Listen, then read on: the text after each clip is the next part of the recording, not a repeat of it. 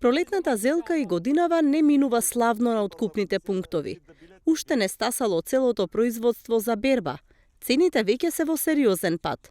Од стартна цена 60 денари за килограм.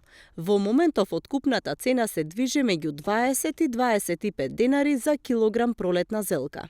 Бидејќи сето она што се случува, под кои услови производуваше оваа година, пред се производителот на раната зелка се соочи со една проблематика во текот на производството, а тоа е негде околу недела дена до 10 дена нагло паѓање на температурата до минус 7 степени, кое што се одрази на количините и се одразува на количините кои што ги собира нашиот земјоделски производител, така да ако просечно ќе лаже негде 3 до 4 илјади килограми од декар или 30 до 40 илјади килограми од хектар, оваа година ќе бидеме сведоци негде едва 1000 килограми по декар или 10.000 килограми од хектар, значи се соочува со уште една проблематика. Освен лошите приноси, земјоделците ќе се соочат и со други проблеми.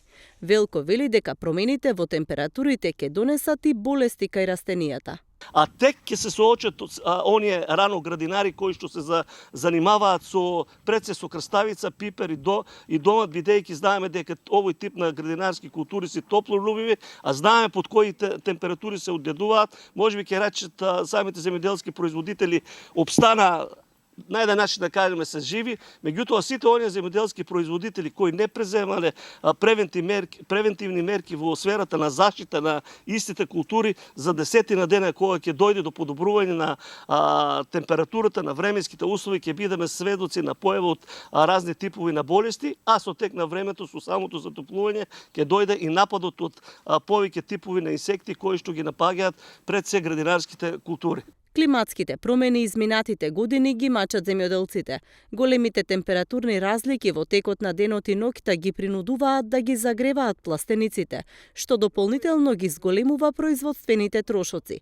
Проблемот е особено изразен последниве години по пандемијата, кога почнаа драстично да се зголемуваат и цените на енергенсите и репроматеријалите.